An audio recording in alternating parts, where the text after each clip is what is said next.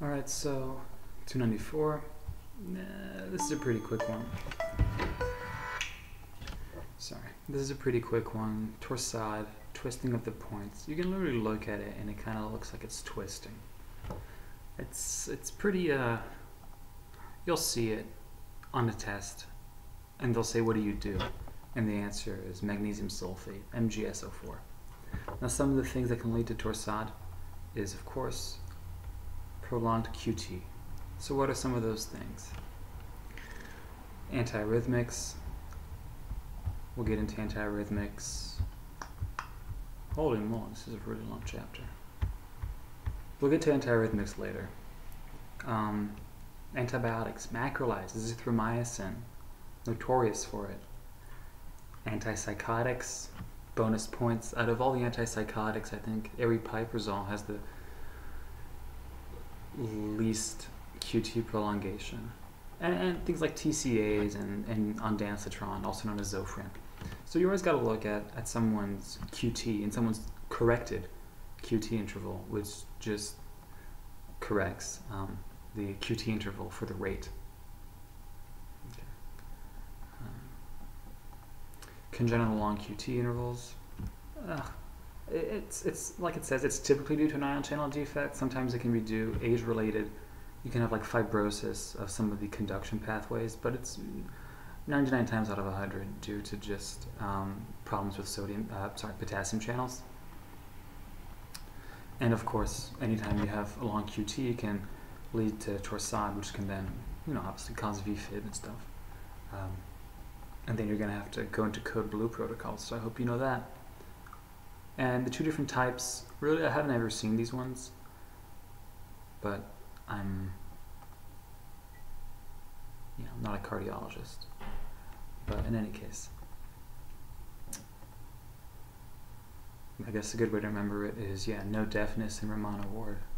And Dravet-Lang-Nielsen syndrome, you do have some deafness, though it's sensory neural. Here's the thing that I really want to get into, Brugada syndrome. Now, when I was learning this, I remembered it because it's common in Asian males. One of my Asian friends fucking loves gambling and introduced me to this online casino, Bovada. It sounds like Brugada. There you go, story writes itself. Never forgot that it was common in Asian males. But you commonly see this. It'll always talk about, some gentleman coming over from Japan or something, and they show you his EKG. And in case you're not familiar with what a right bundle branch block looks like, people sometimes say bunny ears. It kind of looks like a R,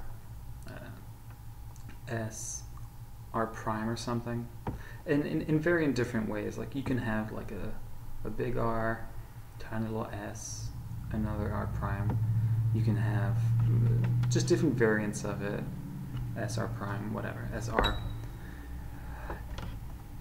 And you could be fooled by thinking, well, here's an R wave, here's an S wave, and here's another R prime wave. Well, the big difference is that this is actually an ST elevation. This thing right here. And you'll see it in leads V1 to V3. You have to put in the defibrillator. The reason you put in a defibrillator is that if someone ever goes into VFib, you want to be able to shock him out of it. It's not like the defibrillator is going to prevent, Brugada syndrome. But in any case, I just want to do an aside for a second and talk about the different types of Brugada syndrome. So I'm going to pause.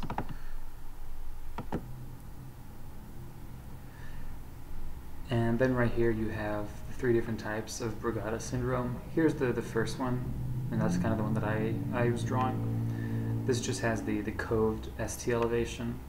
This one here has this saddle-shaped ST elevation. By the way, you're not going to get quizzed on this in step 1. This is 0% chance they are going to ask you the different types of Brugada syndrome. This is just for fun. So first one, you have this little coved ST segment. Here you have a saddle-shaped ST segment. And here you have a raised J point. And if you remember, the J point starts at the beginning of the ST segment. And so you can kind of see here, it starts up a little bit higher, and then it goes a little bit lower. And that's kind of what you see here. It starts up a little bit higher, it goes a little bit lower. Starts up I can't really tell if this one, but V1 and V2 definitely. So going back to, yeah. And then with Parkinson-White syndrome, this is everyone's favorite one. It's the one where you immediately look at the EKG and you say, oh, it's Wolff Parkinson-White syndrome. Oh, there you go. Hey, look at that. So the only thing I want to mention is I don't really like the term superventricular tachycardia. Just because it's kind of vague.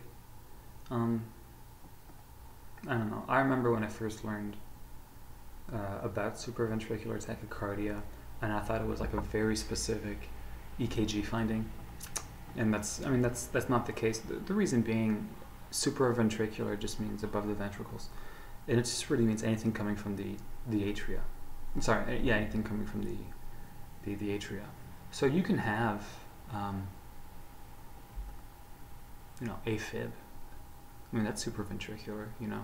You can also have your AV nodal reentry tachycardias and stuff, but don't go nuts when you're on the wards just like saying, oh, SVT, SVT, SVT. Because there's different types of SVT. But again, that's not necessarily for right now. So in any way, know your difference between your right bundle branch blocks and your Brugada syndrome. But the highest yield thing here is without a doubt your Torsades, what will lead to it, different drugs, the treatment for it, magnesium sulfate, and then Wolff Parkinson-White syndrome.